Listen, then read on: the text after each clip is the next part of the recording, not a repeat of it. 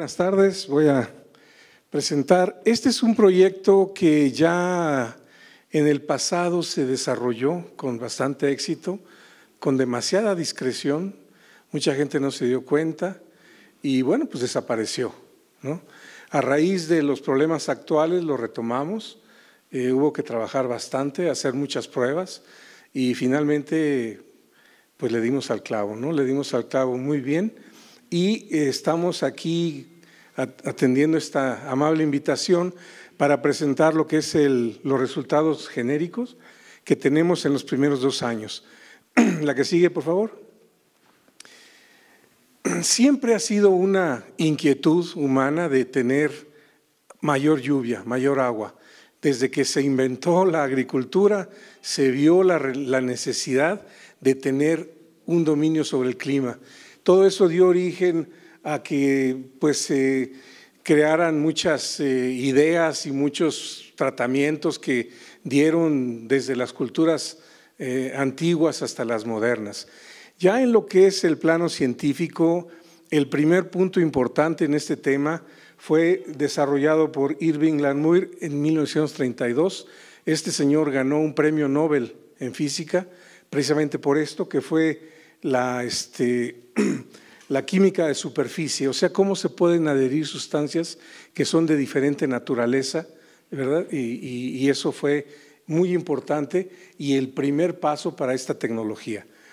Después, Schaefer, en 46, sembró por primera vez nubes con hielo seco. Y realmente la ciencia, pues la base para todo esto vino con Bernard Vonnegut en 47, que descubrió que la molécula de yoduro de plata es la más apropiada para hacer este proceso o detonar este proceso en las nubes. La que sigue. En México, la experiencia más antigua fue en 1953, en donde se tuvo una sequía histórica, ¿verdad? Fue una sequía tremenda que pegó ahí a Nuevo León. Afortunadamente todavía sobrevive un señor que sacó este librito de bolsillo y donde narra perfectamente lo que fue esa experiencia. Ellos de alguna forma contrataron un avión militar, un bombardeo, un Beechcraft, ¿verdad? Este avión abrió la escotilla con el peligro que es eso y aventaban con pala el hielo seco y les llovió, ¿verdad? Entonces fue algo importante, pero pues en su momento fue revolucionario, pero después, como él mismo dice en el último capítulo de este libro, pues todo cayó en el laberinto del olvido, ¿no? Las cosas se olvidan y pasan y ya nadie las recuerda. La que sigue. La teoría de la estimulación de lluvias está basada en el principio morfológico. Nosotros tenemos que buscar, y eso fue la aportación de Vonnegut, una molécula química que pudieran echar a la naturaleza, a las nubes, la cual el agua, que es la lámina, la parte de la derecha, tuviera la misma estructura química que esta y se asocie, como diría Langmuir, se junten estas moléculas y generen un proceso. Es algo muy importante y él estudió diferentes moléculas químicas que pudieran hacer la función y realmente no la más importante porque son varias que tienen la misma característica morfológica, pero desde el punto de vista de funcionamiento, por temperatura, la más apropiada fue el yoduro de plata. La limitante mayor es que para que este proceso funcione, tiene que haber una temperatura de menos 23 grados. Y ahí es donde está el problema, ¿no? Si nosotros nos subimos en un avión ahorita, sobre todo en el verano y sobre todo en el desierto, imagínense, las temperaturas allá son muy altas. Andan 12, 15 grados, lejísimos del menos 20 grados. Entonces, ese ha sido el talón de Aquiles y por eso esta tecnología a nivel mundial prácticamente se estancó. El principio es que entonces, al nosotros liberar moléculas de yoduro de plata a la atmósfera, la humedad la reconoce, la reconoce como su igual porque es la misma estructura molecular, se posa en ella y hace crecer una gota, ¿verdad? Al crecer esta gota se da entonces el proceso de precipitación, cae. Pero no solo eso, porque si no serían tantas gotas como moléculas pudiéramos sembrar, sino que ese proceso es un proceso liberador de energía. Y esta energía empuja a otras moléculas de agua y entonces se genera un proceso desencadenante. Por eso nosotros decimos que nosotros eventualmente detonamos la lluvia, pero no la podemos parar, ¿no? Entonces tenemos que ser muy responsables en uso de estas tecnologías, porque si no podríamos generar algunos problemas por excesos de precipitación. ¿La que sigue? Aquí nosotros tenemos claramente lo que es un núcleo de yoduro de plata, es una estructura perfectamente hexagonal, idéntica a la estructura molecular del hielo. Y bueno, lo que va a encontrar esta molécula cuando la ponemos en la atmósfera es encontrarse al agua en diferentes estados físicos, ¿no? Los estados físicos sólidos, bueno, pues es el mismo exacto de la molécula del yoduro de plata, pero también está en líquido que está constantemente disociándose, está en H, 2 moléculas de hidrógeno por una de oxígeno, y bueno, pues en el gaseoso pues están flotando esas partículas, ¿no? Entonces esto tiene el gran mérito de que toma la humedad y empuja las demás moléculas y las empuja hacia la humedad, hacia el agua, y entonces ahí viene la precipitación. ¿La que sigue? Este principio es conocido pues desde Vonnegut, pero aquí, como diría el doctor Platas, se generó un paradigma que no han cambiado ellos. Entonces, la tecnología utilizada son los principios básicos del yoduro de plata, pero que se utiliza por la tecnología mundial, que es esta a la izquierda, a través de bengalas. ¿Qué hacen esto? Ellos ponen en un avión lo que le llaman un rack, o sea, un conjunto de bengalas que van ahí, se suben hasta la parte más alta de la nube. Imagínense un cumulonimbus, andan allá por casi saliéndose de la atmósfera, ¿no? Y en la parte superior eyecta el piloto una bengala de esta, y entonces se prende, es un cohete, ¿verdad? Se prende y va cayendo, y entonces va cayendo ese cohete, esa bengala, y va soltando el núcleo de yoduro de plata. El problema con esto es que es caliente, obviamente, porque lo está quemando. Es una pasta que se va cayendo en el trayecto de que se soltó del avión a que baja y atraviesa toda la nube liberando este reactivo. Y bueno, pues eventualmente ellos funcionan, pero lo que han observado es que la temperatura es lo que los limita. Entonces, estas tecnologías prácticamente ellos ya las tienen como regulares, pero exclusivamente para inducir nieve, ¿no? Las siembran en invierno, toda la zona maicera, la faja maicera de Estados Unidos, pues ustedes saben que se siembra en seco, ¿verdad? Entonces ellos le apuestan a las nubes, a las nevadas de invierno, porque esa humedad que cae en el invierno es la humedad que permite las siembras de toda esa importantísima faja maicera desde Nebraska, Ohio, Iowa, todos esos estados, ¿no? Entonces, es muy importante para ellos, pero tiene esa limitante. Aquí en México se ha tratado de hacer, pero no funciona. Y no funciona básicamente por 2 razones que ahorita vamos a ver. La diferencia con nosotros es allá a la derecha, ¿verdad? Nosotros usamos un avión importante, un avión fuerte, y nosotros soltamos el reactivo a través de la cola del avión, ¿verdad? En una forma líquida. Una forma líquida que se asperja como si fuera una mochila aspersora, y ahí estamos soltando nosotros el reactivo. Este reactivo lo que está haciendo pues es que se incorpora de inmediato a la naturaleza y tiene una reacción. Tiene las mismas restricciones que todo el yoduro de plata, pero viendo la diferencia que nosotros manejamos, sí son significativas. ¿La que sigue? ¿Cuáles son las diferencias básicas entre los dos sistemas? Bueno, los sistemas de bengalas limitan la disponibilidad de núcleos nítidos, porque al irse quemando, muchos de estos núcleos se apelmazan, ¿no? Entonces, al apelmazarse, pierden la propiedad hexagonal que tiene el núcleo puro. Entonces, de todos esos núcleos que ellos avientan así en su bengala, muy poquitos se quedan en condición pura y el resto, pues, es como aventar una piedrita, ¿no? Entonces, no pasa nada.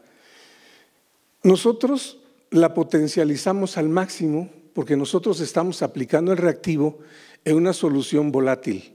Entonces, va el reactivo puro, sale a la naturaleza, a la atmósfera, pues, se evapora el líquido en el que lo mandamos y deja los núcleos nítidos. O sea, no hay apelmazamiento.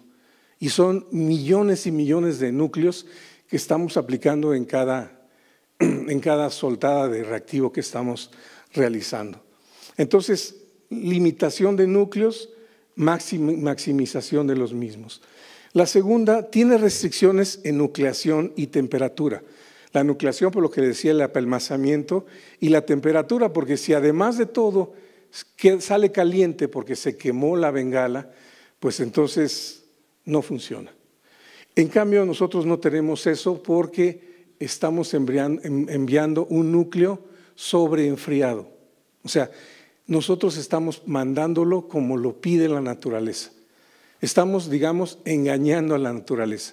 No importa que en la nube haya 12 o 10 grados de temperatura, el núcleo sale frío y funciona como si la atmósfera estuviera en la temperatura óptima para que esto funcione.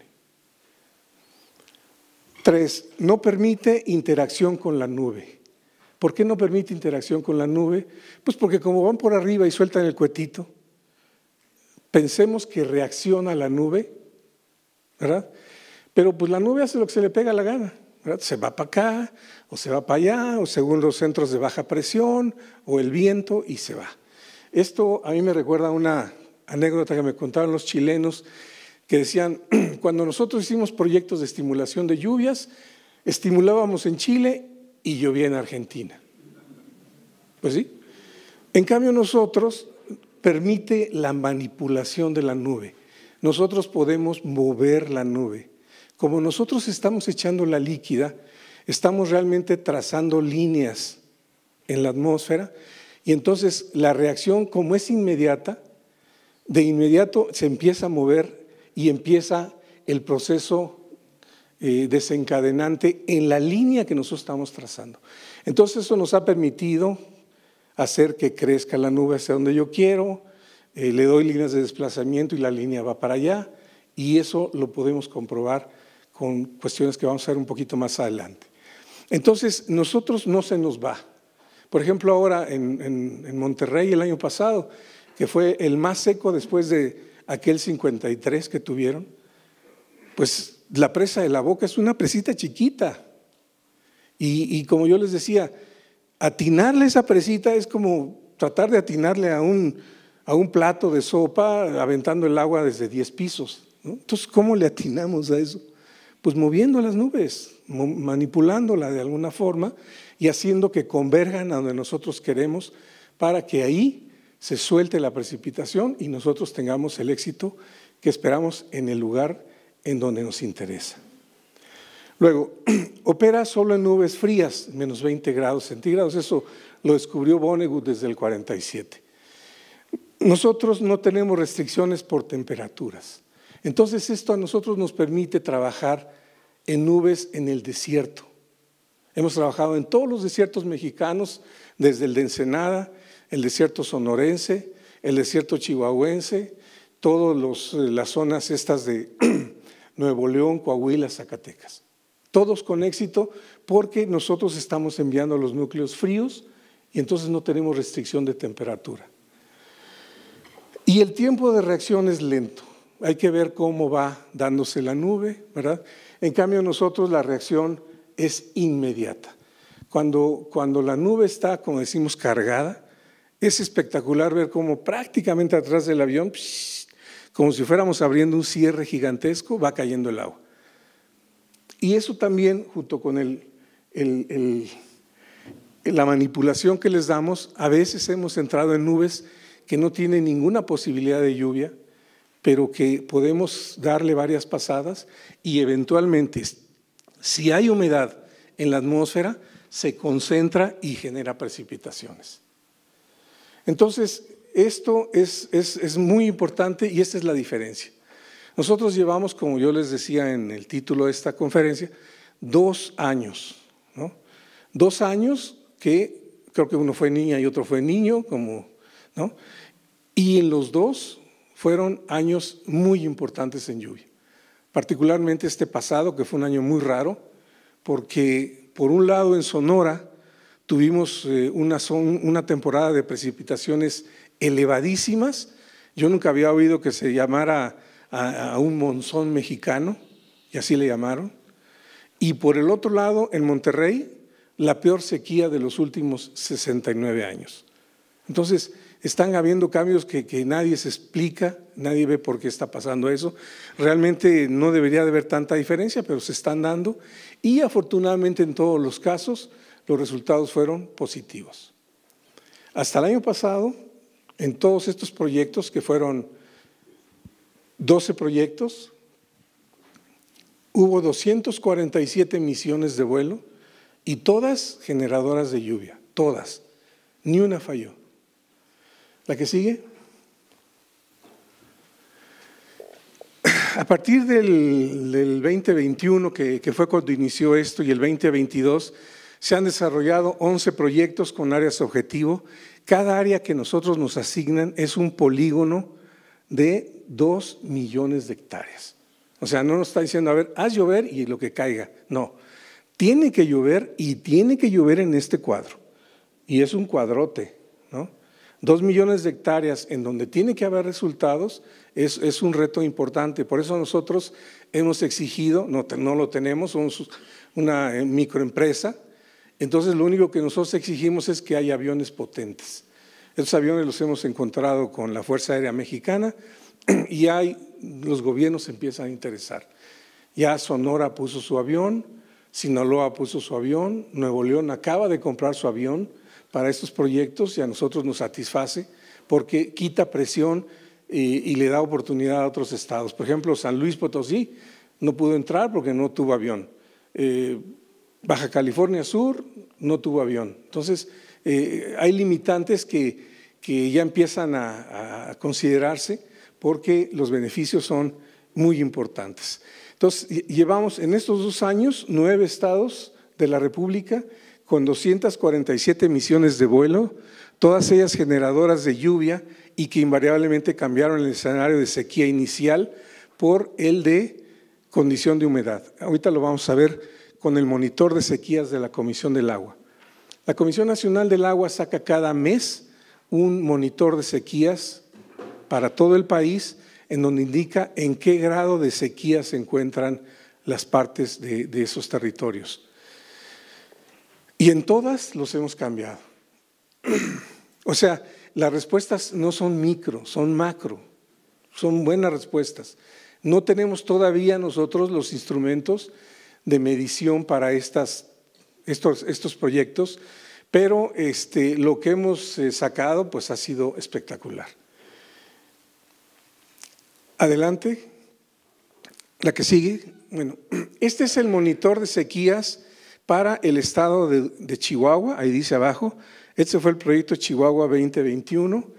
Ese cuadrito azul es el polígono que nos asignó la CONAZA, la Comisión Nacional de Zonas Áridas, para que llueva ahí, ¿verdad?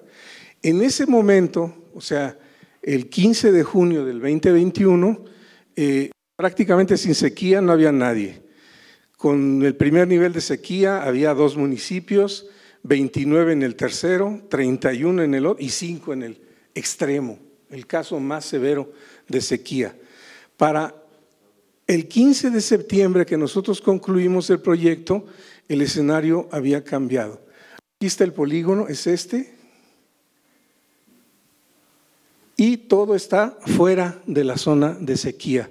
Y en alguna parte en el sur y suroeste hay ligera sequía, pero nada comparado con lo que había inicialmente, ¿no? Perseveró algún problema de sequía, pero ya fue fuera del área de trabajo.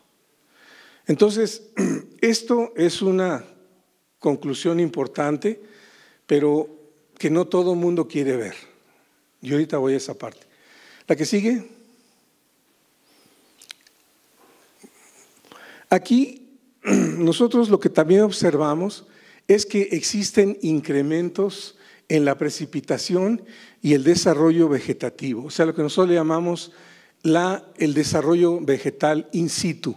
O sea, ¿qué pasó adentro de este polígono? Aquí está el polígono, nosotros, ahorita lo vamos a ver en otra lámina más claro, nosotros establecemos más o menos 20 pluviómetros para medir la lluvia. Realmente nos pusieron una forma muy brutal para medir si es eficiente o no es eficiente. Ahorita lo vamos a ver también. Pero bueno, finalmente en todos los casos resultó exitosa, aún con esas mediciones. Nosotros hemos trabajado a título personal, ¿verdad?, en buscar otras herramientas, además de los pluviómetros, para ver cómo se dan estas condiciones. Y encontramos en las plataformas, como dice ahí en el cuadro de la derecha, con imágenes del sensor MODIS, con productos como el desarrollo de la vegetación, NDVI, y usando plataformas como el Landsat 8, Terra Aqua y Sentinel-2. Entonces, ustedes ven ahí cómo fue evolucionando estos reportes captados por los satélites desde el inicio hasta el final, y cómo se concentra el desarrollo de la vegetación, lo verde, dentro de lo que es el polígono de trabajo. O sea, se nota, es visible. Por eso, afortunadamente, nosotros hemos tenido, a diferencia de las temporadas anteriores, una altísima percepción social.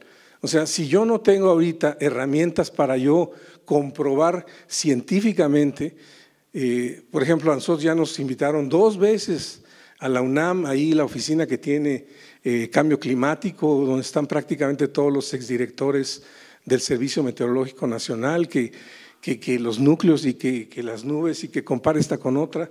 Pues yo no sé, pero ahí tenemos estos datos. O sea, esta es la herramienta que nosotros estamos usando en términos de evaluación para demostrar qué está pasando, porque está pasando, ¿no?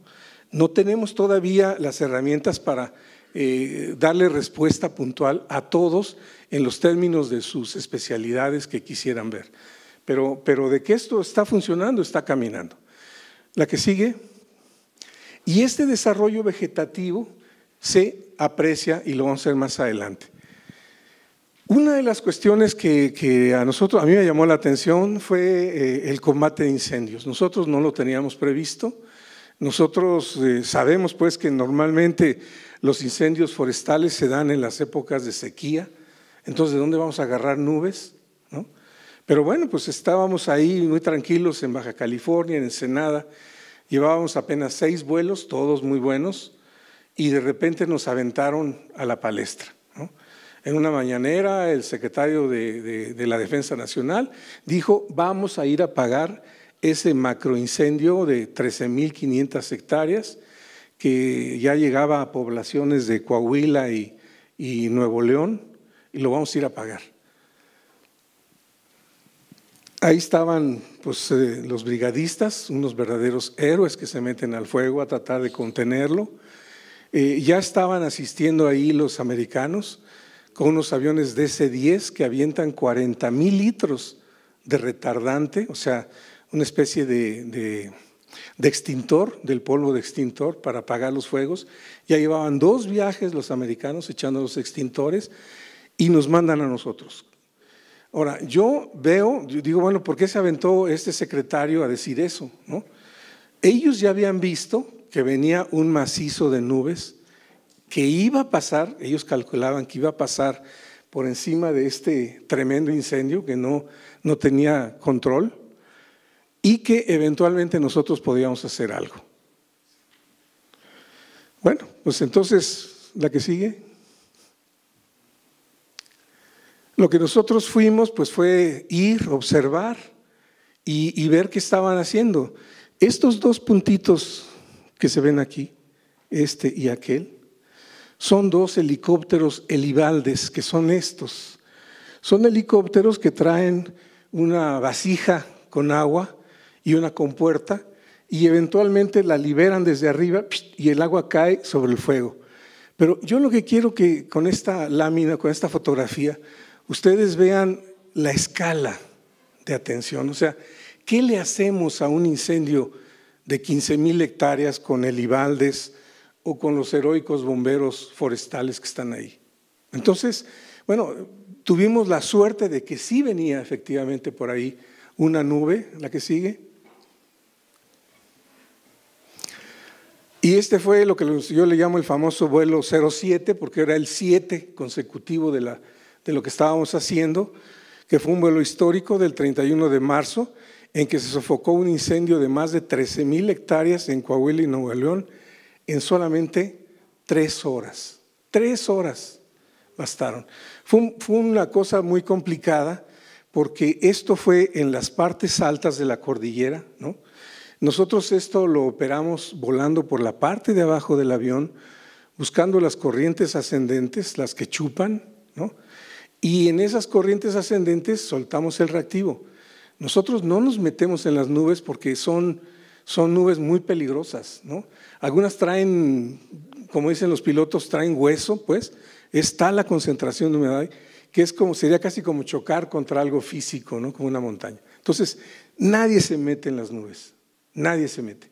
Entonces nosotros buscamos hacerlo por debajo, pero en el reconocimiento que hicimos no lo íbamos a poder hacer, porque la nube que veíamos que se venía acercando, porque nos llamaron 2 días antes de que pasara ese macizo de nubes, veíamos que por un lado el humo era altísimo y que este iba a juntarse con la nube, entonces era imposible que nos metiéramos a esa condición. Entonces, la que sigue, aquí con los pilotos, que yo me quito el sombrero con ellos, porque nadie les enseñó, se están metiendo en nubes que todo el mundo les enseñó que se tienen que retirar de ellas, y aquí tenemos que buscarle. Encontramos una forma de trabajar, como yo le llamaba, como rebanando, ¿no? Entonces nos apegamos lo más que podíamos a la nube, marcamos cuál era el piso donde no podíamos bajar de ahí porque corríamos el riesgo de chocar con el Cerro de la Silla o cualquiera de esos. Y entonces en ese margen hacer vuelos de bajada y soltar el reactivo haciendo líneas, buscando que esa nube pudiera reaccionar en la parte donde estábamos poniendo el reactivo, pero no solo reaccionar, sino que se desplazara. Porque el problema que nosotros vimos ya cuando la nube se acercó, es que la nube iba a pasar, pero más o menos a 50 kilómetros de la zona del incendio. Entonces, ¿ya qué hacíamos? Pues luego que teníamos que hacer es buscar que reaccione la nube en la parte que nos interesa y que se mueva hacia donde yo quiera.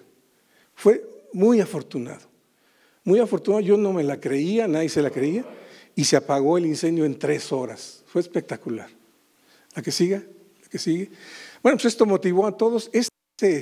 Tuvimos hasta eso la suerte de contar con el radar GOES, porque no siempre se tiene la suerte, porque el radar pues está orbitando y a veces coincide que pasa cuando nosotros estamos trabajando, pero a veces no.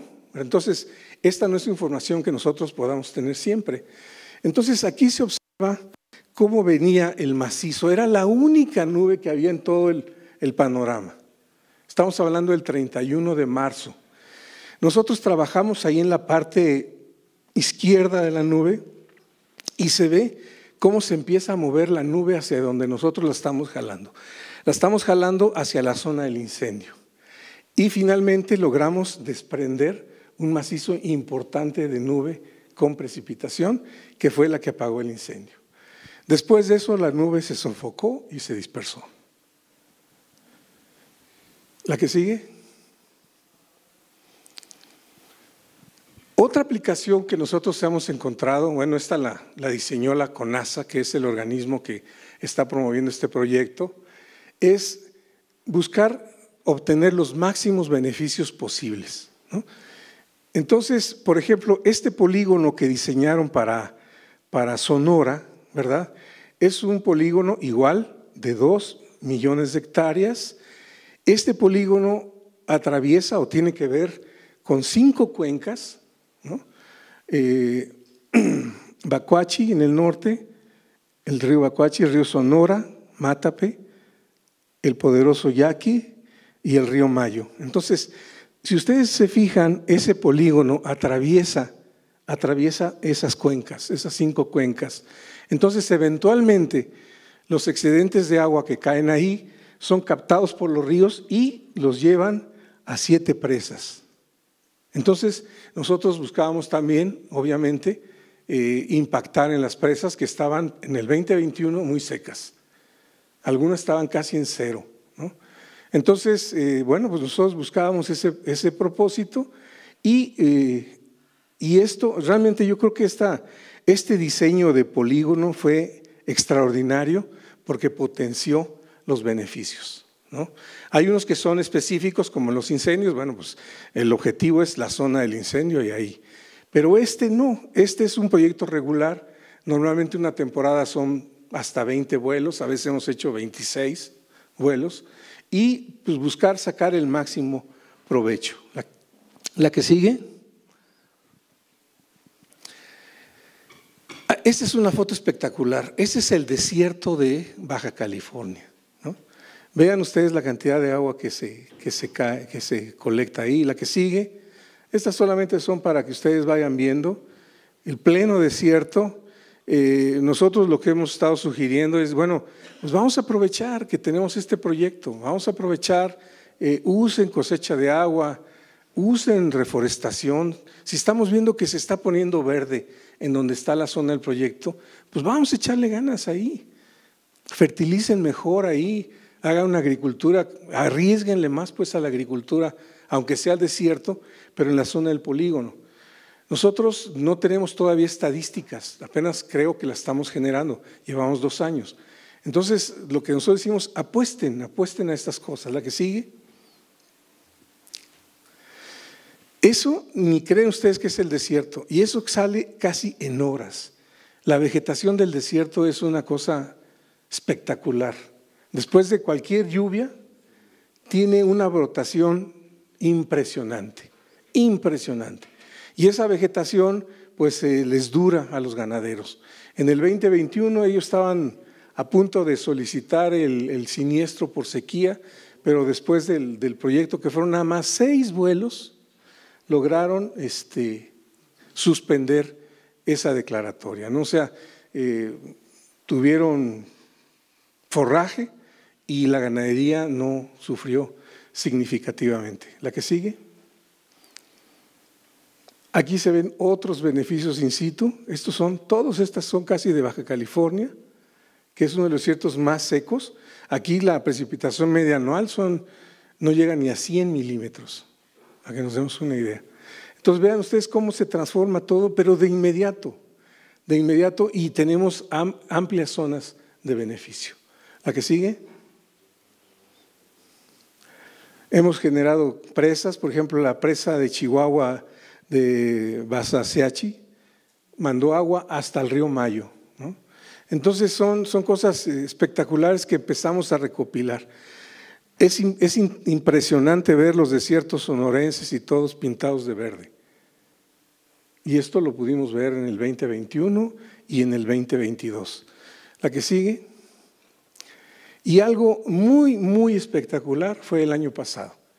El distrito de riego 025 y 026 de Tamaulipas, que son distritos de riego que se siembran ahí con escurrimientos del río Bravo, que a veces les alcanza nada más para la siembra, ¿verdad? Y esperan que les llueva.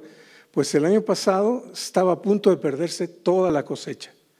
Estaba en los últimos niveles de estrés hídrico la planta y afortunadamente con 6 vuelos, acá está el ingeniero Luis García, él fue el operador, hicimos y levantamos totalmente la cosecha. A mí me llamó la atención porque al final, más de 150,000 hectáreas, no se reportó una sola hectárea siniestrada. Fueron 6 vuelos, por eso nosotros le llamamos, pues ese fue un riego por lluvia. ¿Cómo le llamamos? ¿No? Y afortunadamente pudimos documentar también esta operación. A ver si es la que sigue. Es sorgo, ese es sorgo. Bueno, eso ahí terminan los beneficios in situ. Ahora empiezan los beneficios en presas. Levantamos todas esas 7 presas de Sonora, de Sinaloa. No, de Sonora, perdón. Y todas las de Sinaloa que caían dentro del polígono. Es espectacular cómo se llenan estas presas con esos escurrimientos. Son millones y millones de metros cúbicos que llegan y que generan esos beneficios. ¿La que sigue? Por favor. Aquí está otra, creo que es Huites, en Sinaloa, ¿verdad? El año pasado es una presa que jamás se llena, se llenó, ¿no? Entonces hubo vertederos. Chihuahua, yo nunca había oído que lleguen a captar hasta el 120, 130% de la capacidad de las presas. Pues eso pasó en Chihuahua, ¿no? Entonces, pues le estamos cambiando la cara a la cosa, ¿no? Lo que yo quiero es ahora empezar y ver si podemos tener la continuidad. Yo no quiero cambiar los polígonos, que sigan siendo los mismos polígonos, para ver qué está pasando en los mismos lugares, ¿no? Porque si empezamos a cambiar, pues nunca vamos a tener una estadística, que por cierto ha sido una de las tragedias de la agricultura. La que sigue. Es una presa en Chihuahua, totalmente llena, ¿verdad? La que sigue. Y todas las presas, esto fue el año 2021 en Sinaloa, todas las presas incrementaron significativamente sus captaciones de agua. Entonces, al menos por agua, en los distritos de riego no fue una restricción la disponibilidad en las presas. Entonces, esto pues se suma también a los beneficios. La que sigue. Otro beneficio que yo quisiera más adelante explorar, ahora nomás todo lo tenemos casi a nivel de observación, pero fue la recarga de acuíferos. En el 2021 los productores, particularmente donde están las puntas de las flechas, por ahí de las zonas productoras de San Quintín, ellos no querían el proyecto porque los meses, allá es un clima mediterráneo. Allá llueve diciembre, enero, febrero y un cacho de marzo. Entonces ellos es cuando están en la cosecha. Y si llueve en ese momento, pues el problema que van a tener ellos es un manchado y baja calidad en el producto que están obteniendo. Entonces ellos tuvimos un problema con ellos que no querían y bueno, pues en el 2022, que es este polígono que está aquí, lo que nosotros conseguimos con CONASA es que nos los desplazara un poco más a la derecha para que nosotros respetáramos en lo posible la zona costera y no mancharles la fruta a los productores. Y lo que observamos, y ellos nos lo hicieron notar, es que el agua salió mucho mejor.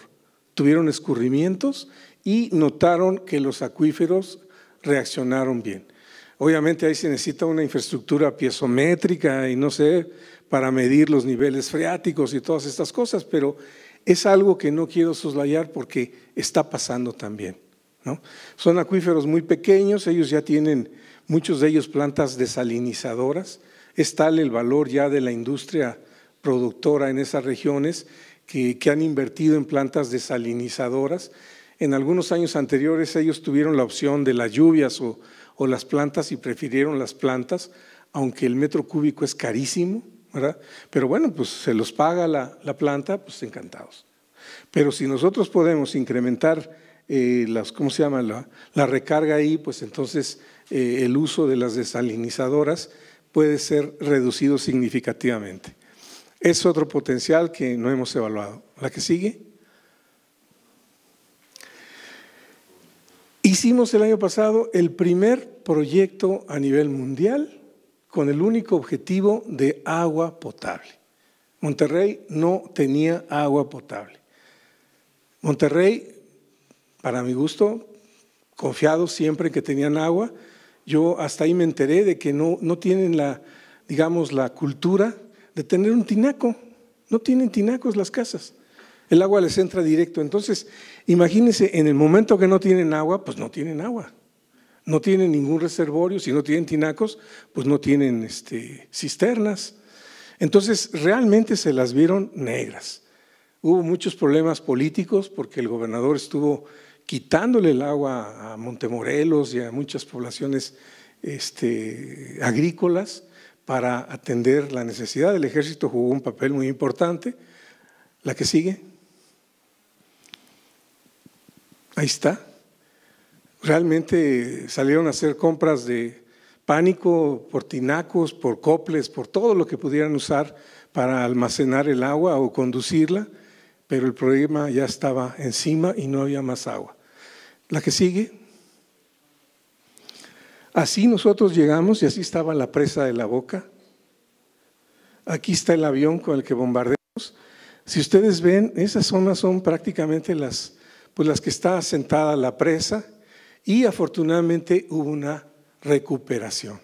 El problema se soslayó, totalmente se eliminó, ¿no? Entonces, pues la gente está muy contenta. Ahorita lo que estamos viendo, bueno, pues es que, llegó a ser el programa de mayor impacto para la población. Hicieron encuestas, ¿cuál es el programa que más les gustó del gobierno? Pues el bombardeo de nubes, así le llamaron ellos. Pero pues ya se les olvidó porque ahorita estamos en una auditoría y como no tengo yo muchos datos duros, ¿verdad? Tengo datos cualitativos, pues ahí estamos con ese problemilla, pero lo vamos a solventar. La que sigue. Ahora, ¿cómo estamos nosotros midiendo y reportando resultados? Nosotros iniciamos en los polígonos de trabajo, este es el de Baja California, estableciendo, obviamente, aquí los tuvimos que poner donde hay un rancho, porque prácticamente es un desierto, no hay nada. Y no se encuentra un otro rancho hasta allá, y si no quiere colaborar, pues hay que buscar quién sí quiere. Entonces se establecieron más o menos 20 pluviómetros. Esto nos da más o menos 100,000 hectáreas por pluviómetro, ¿no? Y la condición que a nosotros nos pusieron para decir que este proyecto funcionó o no, es que nosotros en al menos un pluviómetro,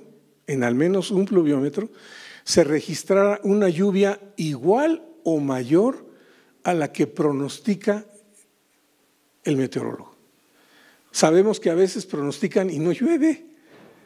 ¿Y cómo le hacemos? Bueno, pues esa era la regla.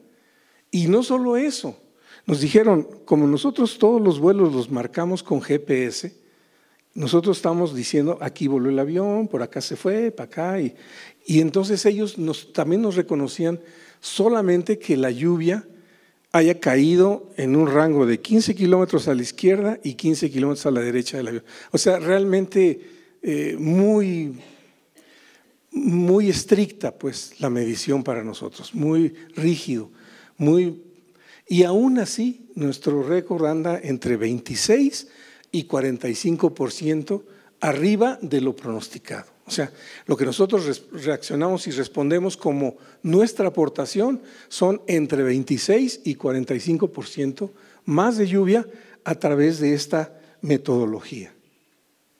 Ahora, la que sigue. Nosotros ya nos empezamos a auxiliar con otros, pero eso es difícil hacerlos cuantitativos. Esta es la lluvia del 25 de mayo, la que más agua le aportó a los distritos de riego 025 y 026 y que deja muy claro, ahí ven ustedes, esa raya negra es el río Bravo, ¿no? El polígono es ese que está marcado ahí en azul, ¿sí lo ven? Y la nube estaba acá, la nube estaba fuera del polígono.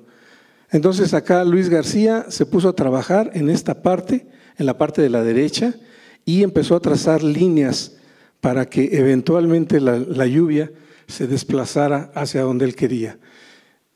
Allá en la derecha se aprecia cómo se empieza a generar el desplazamiento. Aquí ya prácticamente la nube está adentro del polígono y allá adentro, como yo le digo, parece un pie adentro del zapato. O sea, esto no lo puede hacer nadie más que nosotros, porque no tienen una tecnología para hacerlo. Regreso a lo de Chile y Argentina. Ellos pues que llueva y a ver dónde cae, ¿no? No, aquí tiene que caer, tenemos que hacer que caiga adentro de donde a mí me interesa, porque digamos, son mis clientes. Yo tengo que atender a mis clientes y proporcionarle lo que están esperando de nosotros. La que sigue. Esta es otra vez la del evento aquel. Entonces vemos cómo eventualmente se desplazan las nubes. Allá se está moviendo. No sé si, a ver, doctor, por aquí si le mueves, aquí sale una palomita, ¿no? No. Entonces es en la otra versión. No sale. Es que son como estos GIF, entonces se ve cómo se mueve la nube y se ve cómo se mueve la nube que nosotros estamos jalando, ¿no? Pero bueno, será en la otra versión, en la de PDF. Pero es muy, muy impresionante, ¿no? Por eso para nosotros, los testigos que le llamamos de calidad son básicos para que se puedan subir y valorar esto, ¿no? La que sigue. Otra forma que estamos viendo nosotros para evaluarlo son la aplicación Windy, es una aplicación de las redes sociales. Uno se inscribe, bueno, la puede recibir gratis, pero si quieres ya más información tienes que inscribirte y nosotros vemos ahí cómo empiezan a detonar. ¿Cuál era la condición inicial y cuál fue la condición posterior? Ustedes ven cómo se amplificó significativamente. Gracias. Gracias, Carlos. Bueno, así. Entonces, ¿cómo amplió significativamente? Estos son centros de alta intensidad dentro de la nube.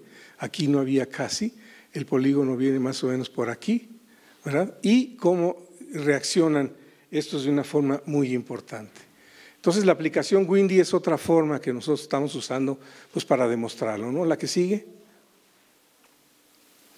Este proyecto se pudo hacer con la coordinación institucional de la Secretaría de Agricultura, que fue la que lo promovió, utilizando a la CONASA como el ente operativo y como no había dinero, bueno, pues en principio se buscó el apoyo y se tuvo de la Fuerza Aérea Mexicana, ¿no?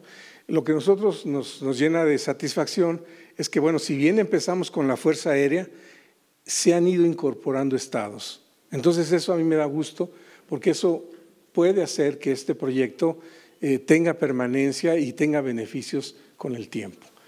Yo lo único que puedo decir es de que este año, que es el segundo, nosotros vamos de 2 años muy exitosos en términos de resultados. La que sigue. Y aquí, bueno, pues son nada más para que vean ustedes lo que ven, los que van arriba del avión. Aquí ya tenemos una nube que detonó, ¿verdad? Está la luz y estamos viendo aquí un arco iris, es un espectáculo fabuloso, ¿verdad? Aquí normalmente se pasó por esta parte, se detonó la lluvia, se dio la vuelta, ya viene de regreso el avión y pudimos registrar esta fotografía. La que sigue. Esta es otra fotografía en donde aquí nosotros tenemos el centro de baja presión y ahí es donde está la precipitación. Lo que nosotros hemos observado es que cuando empieza la lluvia, esta lluvia genera aquí un centro de baja presión. Yo le llamo, es como una tina de agua, ¿no? En el momento que yo quito el tapón, pues se hace una baja presión en el agujero, ¿no? El de la coladera. Y entonces, pues todo el agua tiende a ir a llenar ese vacío y entonces la humedad se desplaza y alimenta esta nube. Esta es una lluvia muy importante. Esta lluvia puede durar mucho tiempo porque se ve que hay humedad adyacente que eventualmente puede movilizarse para estar generando precipitación en este lugar. La que sigue. Esta es otra condición de nube donde está él volando prácticamente debajo de la nube y empieza a haber respuesta, aquí empieza a haber la precipitación. Y pues ahí es donde nosotros tenemos que ser todavía más cautos, ¿no? Porque ya los zarandeos son fuertes. Entonces nosotros lo que hemos exigido siempre, pues que el avión sea un avión robusto, sea un avión rápido para moverse rápidamente y reaccionar dependiendo de las condiciones que se encuentren ahí adentro. Y pues eficaz porque tiene que moverse en una superficie muy grande, ¿no? Imagínense un polígono de esos más o menos son 250 kilómetros de largo y pues unos 70, 80 de ancho, ¿no? Entonces es para cubrirlo todo, no es sencillo. A veces solamente llueve en una parte del polígono, a veces lo podemos extender un poco y cubrir un poco más de la parte original, etcétera. La que sigue. Esta es una tormenta típica, ¿verdad?, que está jalando humedad. Aquí hay más humedad, aquí ya prácticamente ya empiezan a haber huecos. La humedad pues se desplaza, la humedad se mueve, ¿no? Y aquí algunas gentes nos han dicho, bueno, pero a lo mejor en este lugar le estás robando la lluvia a este.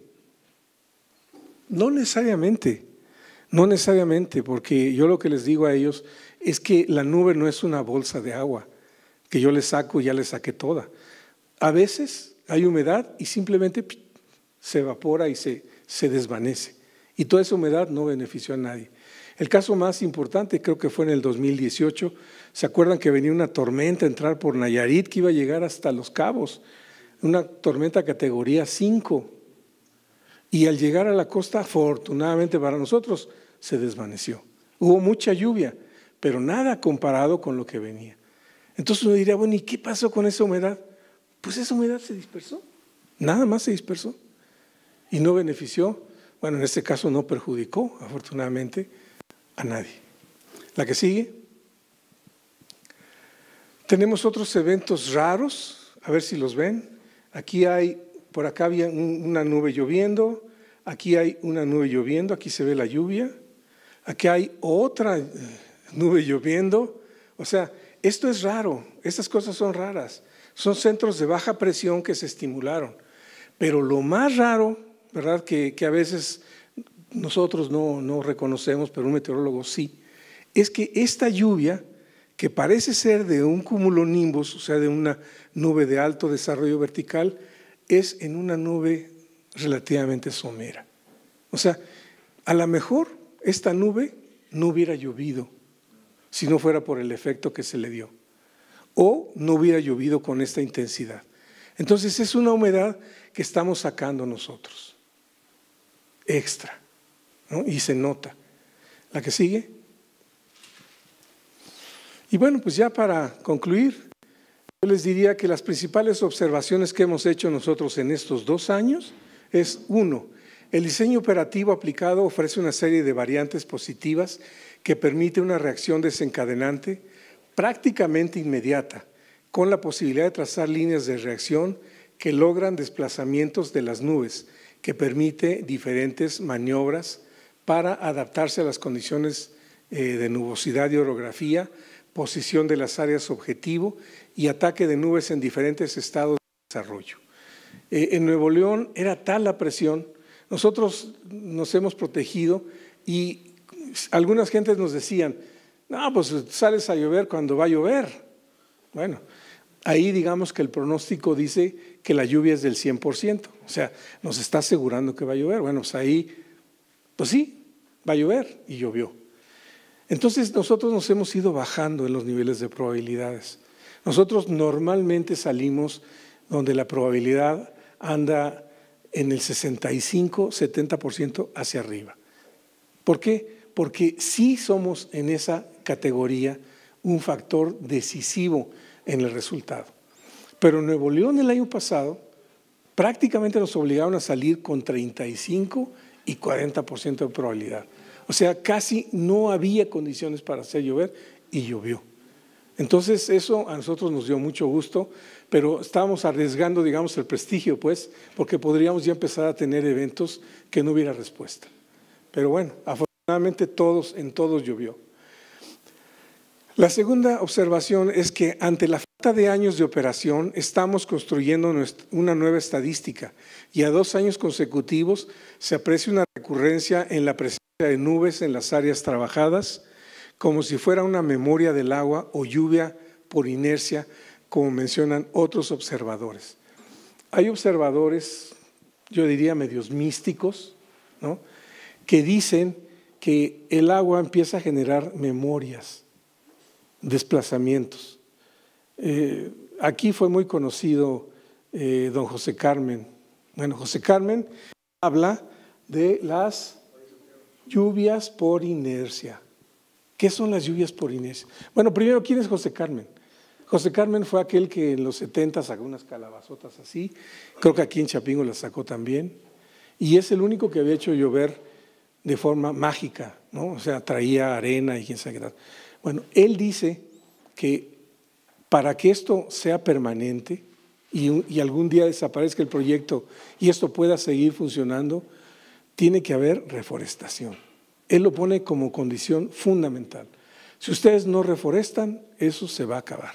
O sea, ustedes están haciendo un esfuerzo, pero si no hay reforestación, si no hay una mejora en la vegetación, eso se va a acabar.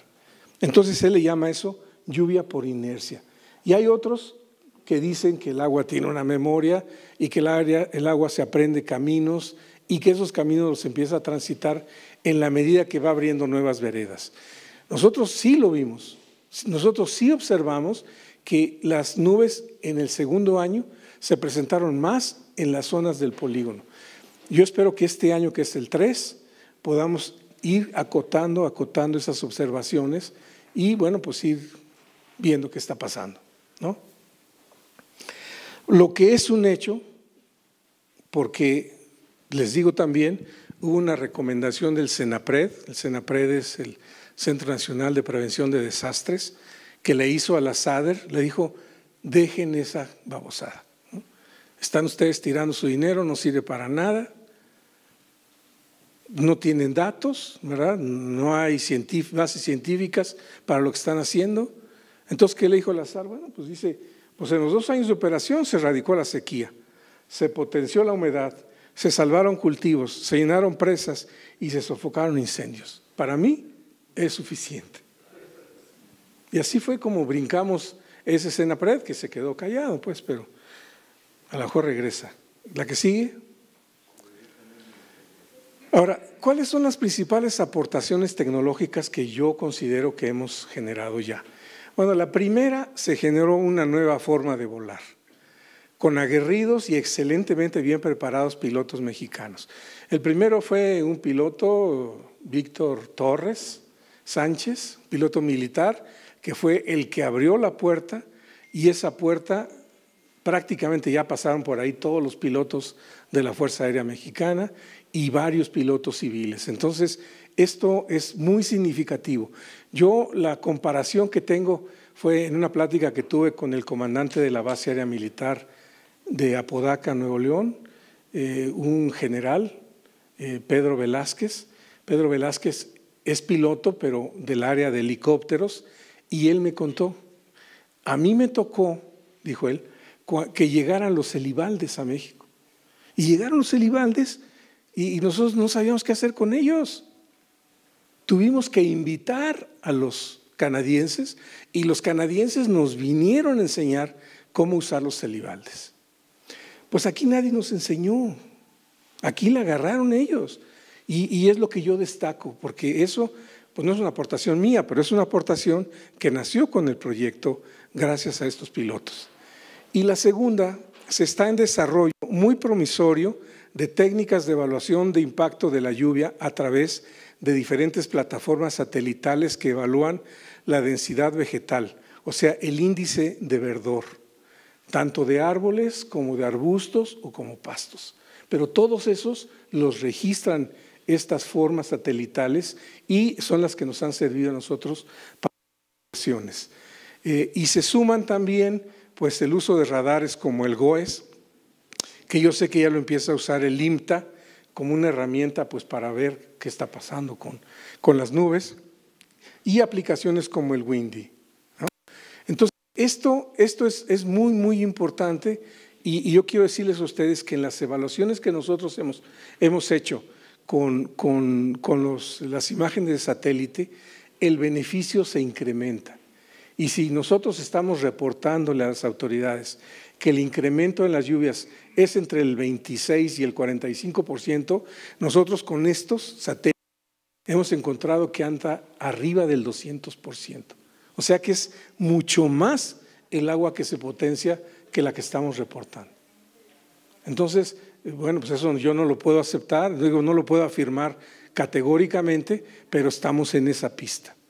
porque entonces, si eso es así, pues entonces esto potencia de una forma espectacular todavía más estos términos. ¿Y qué es una tecnología que puede considerarse como una opción para paliar los efectos de cambio climático que nos amenaza? No hemos tenido problemas de cambio climático en esos estados del norte. ¿La que sigue? Pero tenemos también pendientes importantes. El primero es integrar otras disciplinas al proyecto que sumen en cuanto a técnicas de evaluación de las operaciones, que midan con precisión los esquemas, los incrementos de lluvia generados por efecto del mismo y diseñar esquemas de tipo socioeconómico que le dé justo valor a los resultados. Estos proyectos cuestan y no son baratos, ¿no? Entonces, pues un proyecto de estos en 2 millones de hectáreas son 6.9 millones de pesos, sin contar el avión, ¿no? Sin contar el avión. 2 millones de hectáreas, ¿no? Entonces, bueno, pues ahí te sale cuánto, un peso, una cosa así por hectárea, ¿no? Una cosa muy, muy barata. Pero bueno, ¿y cuál es el beneficio? Bueno, pues el beneficio pues depende para lo que estés usándolo, ¿no? Si es para agua, bueno, ¿cuántos millones de metros cúbicos adicionales le metiste a la presa? O la cosecha de Tamaulipas. ¿Cuánto vale la cosecha de Tamaulipas? Miles de millones de pesos se hubieran perdido si no hubiéramos tenido la posibilidad de aportar esos 6 vuelos en los momentos críticos y contar con la suerte de las nubes. Yo siempre eso lo subrayo. Si no hay nubes, yo no puedo hacer nada. Pero si hay nubes, esto es fabuloso. Bueno, entonces tenemos que buscar cómo le damos esto un valor monetario para las auditorías que se hacen, para los que todavía no creen, para la gente que, en fin. 2, que se considera el proyecto ya no solo como tal, sino como un programa regular de las instituciones de fomento que permitan construir nuevas estadísticas y diseñar acciones complementarias en términos de planeación del agua, del suelo y de la planta. O sea, yo espero, yo sí me comprometo con Baja California y se los he dicho a las autoridades. Si nosotros nos quedamos aquí 5 años, yo le cambio el clima a Baja California, nos comprometemos. Porque tienen muy poquita lluvia, entonces se la potenciamos. Con 6 vuelos lo logramos. Y eso porque hemos empezado con la temporada ya tarde. Nos prestan el avión muy tarde los militares. Si yo empezara el 1 de diciembre, aquello es otra cosa, estoy convencido. Y además tienen unas nubecitas por ahí que les llegan con los ciclones en el verano. Si las aprovecharan también, eso es otra cosa, otra cosa. Bueno, que se aprovechen los excedentes de agua que se generan para potenciar plantaciones forestales, cosecha de agua de lluvia, conservación de suelos y manejo de los cultivos de las áreas objetivo y adyacentes beneficiadas con el proyecto. O sea, yo se los dijimos a CONASA, oye, si vas a tener, hazme caso, supón que va a llover más, ¿por qué no aprovechas esa agua? Aprovecha esa agua. Más que ellos ya están ahorita metiéndose hasta con estanques, ¿no? En la CONASA. Entonces, creo que ya hay que empezar a ver esto de una forma integral, ¿no? Los forestales no han dicho nada, vieron cómo se apagó ese incendio, vieron cómo se apagaron los incendios de Nuevo León, los de Chihuahua, los de Sonora, y no dicen nada. Yo no quiero más que eventualmente un compromiso de que siembren, planten. Vamos a darle el beneficio a José Merced y ahora hacemos un camino para las lluvias y eso empieza a cambiar la cara del desierto. ¿La que sigue? Bueno, ya se acabó. Entonces todas estas personas son las que hacen realidad esto, ¿no? Es un grupo de gentes comprometidas, altamente profesionales, mente abierta. Hay algunos que no creían en esto. Yo cuando los invité les dije, bueno, no creas, pero abre la mente y ve lo que pasa. Y si te convencemos con lo que pasa, pues yo estoy encantado. Y si no, bueno, pues afortunadamente pues todos están involucrados al 100%. Pues no los he contado, Adriana, ¿cómo cuántos son? 38. Bueno, pues esos somos. y ojalá muchos chapingueros hay ahí. Joaquín Contreras Gil es parasitólogo y Joaquín Contreras Gil es el coordinador técnico, es el que ve toda la cuestión técnica de los informes, de las evaluaciones, etcétera. Entonces, hay gente muy, muy valiosa aquí dentro, hay de todas especialidades y bueno, yo espero que se abra esto más para otras gentes. Sí, es todo. Gracias, Carlos.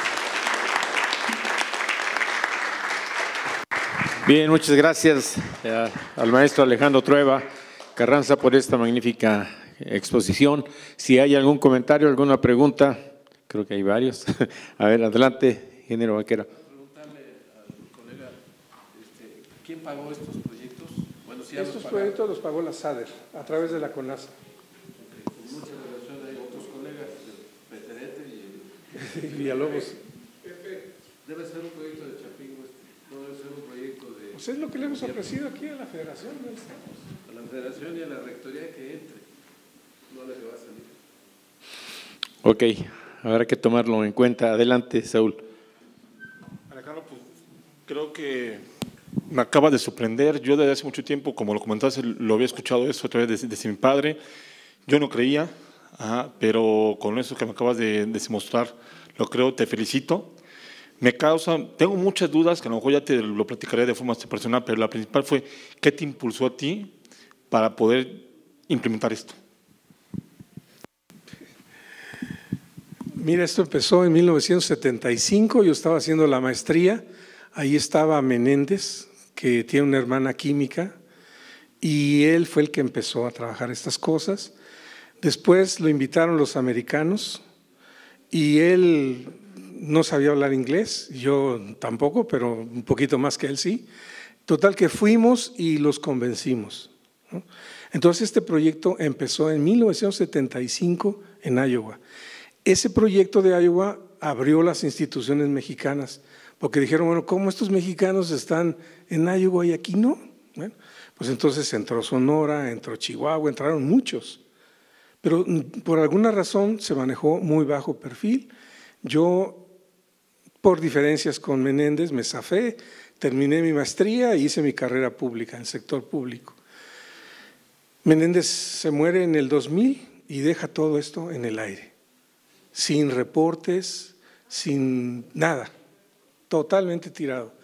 Luego en el 2013, Joaquín Contreras, el 2 que está ahí, me busca y me dice, oye, nosotros queremos hacer estimulación de lluvias, sé que tú lo hiciste. Digo, pues sí, pero ya llovió, ya pasaron muchos años, yo estuve ahí, estuve en una parte, yo era el encargado del proyecto en Iowa. Pues sí, entonces me dice, no, mira, yo no sé, pero lo que sí puedo hacer, mándame lo que te están proponiendo y yo te doy mi opinión. Y me manda lo de siempre, las bengalas y esas cosas. Y ahora andan peor, porque a Sinaloa hace 2 años le ofrecieron un proyecto que les echaron sal, cloruro de sodio y cloruro de potasio. O sea, pero en fin. Entonces yo le dije, oye, pues no han dado un paso, están estancados. Como diría el doctor, el paradigma sigue siendo el mismo. Nadie se ha visto que pueda haber otra cosa distinta. Entonces empezamos a trabajar. Yo no soy químico, contraté un químico, estuvimos trabajando a prueba y error, prueba y error.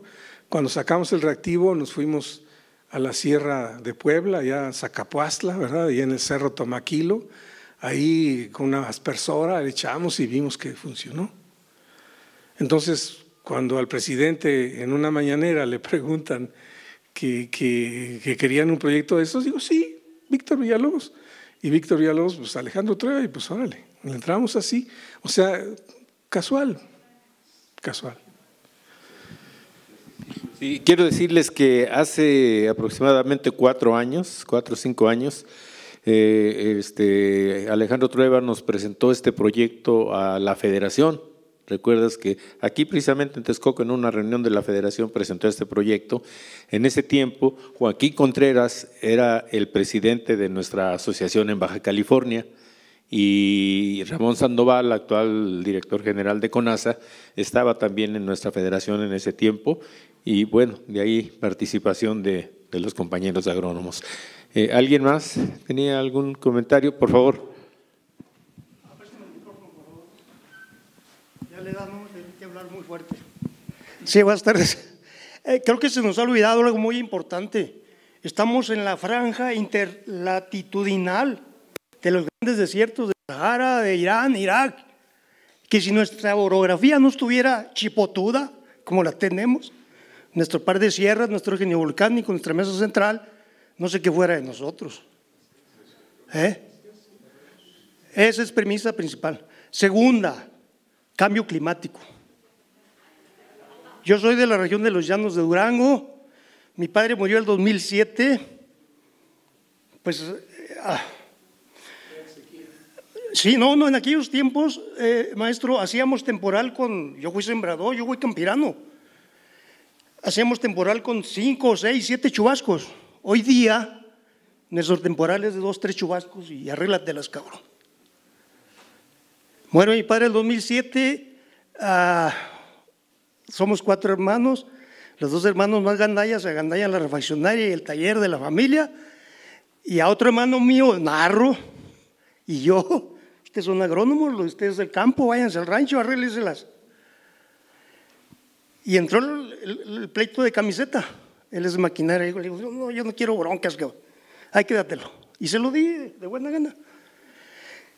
Pues hoy día es un páramo. Y hay cosas muy importantes. Ahorita se habla de mucho transparencia, cero corrupción, mínima corrupción y eso.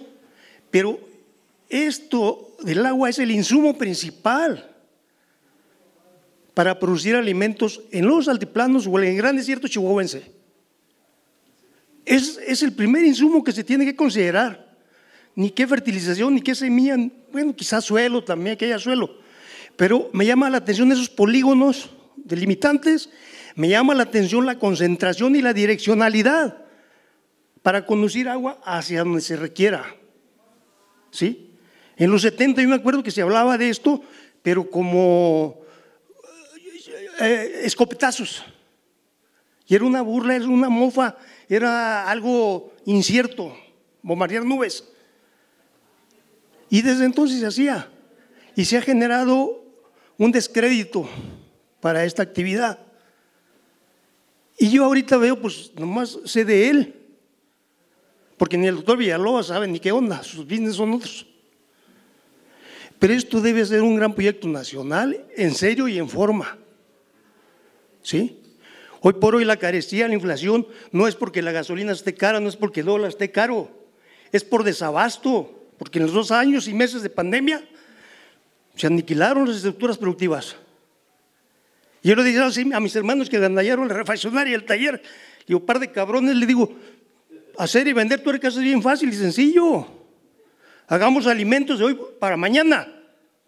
Ni madres, y perdón por las malas palabras, pues ya me estoy exaltando. Pero hacer agricultura no es nada sencillo y menos de temporal, compañeros. Y menos de temporal. Con riegos y maquinaria, sí, no, ahí está, pan comido. Pero métanse a producir acá en Valle Mezquital en temporal, métanse a producir en Zacatecas, Durango, cabrón, en los llanos, patinan. Te llega un chubascote ahorita de 200, 300 milímetros y no te va a llegar más, cabrón. Y ya lograste sacar tu cosechita de frijol, ya la hiciste, si no, de bracero, Carlos. Gracias. Gracias. Un comentario. Una cosa que no comenté, compañero, y que tú, don Saúl Vargas, ¿verdad, papá? Es el delegado o el representante de SADER en Durango. Bueno, él en el 2021 sí tuvimos proyecto, fue un proyecto mixto, porque tenía la sede el avión en Torreón, tomó una parte de Coahuila rumbo a, librando un poco ahí el desierto ¿cómo se llama? De la laguna de Mairán, ¿no? Tomó una parte de Zacatecas y tomó Durango. No tuvieron ningún problema con el frijol salió bien, tuvo precios regulares, porque cuando sale cosecha no hay precio, ¿no? Pero la cosecha fue excelente. El año pasado, como no hubo avión, no detonó el proyecto, fue el único que no funcionó de forma consecutiva Torreón, y entonces este año, me lo dijo Saúl Vargas, papá, hubo problemas con el frijol. Sí, porque, perdón, si me lo permiten, unos 2 minutos más. A ver, de favor, nada más por la cuestión de tiempo con lo que hicimos. Adelante. Hoy por hoy, el ejército se ha ocupado del aire, se ha ocupado del Tren Maya, todo eso. Vamos a ocupar a todo el grueso de la Fuerza Aérea a este proyecto. Vamos a meterlos. ¿Por qué no? Nomás un avión que le prestan ahí de vez en cuando. Toda la flotilla nacional, agarra el profesor. No, yo la agarro. Lideréala. Por último, Okay. es muy caro producir yodo de plata. Sí, pues perdón. A ver, el costo del Es el insumo caro, ¿no? Por eso el costo que tiene el proyecto es costoso por la plata, por el proceso, por todo eso. Ese es lo más. Bueno, y la gente, pues, que la gente pues está bien pagada. Yo considero que está bien pagada porque pues, es una actividad atípica, es una actividad riesgosa, ¿no? Yo ando buscando seguros o lo que pueda yo para que pronto ofrecerles algo más, pero todo eso hace que el proyecto… Pero es barato si nosotros comparamos los beneficios. Claro. Bien, pues despedimos con un aplauso al maestro Alejandro Trueba. Muchas gracias, maestro.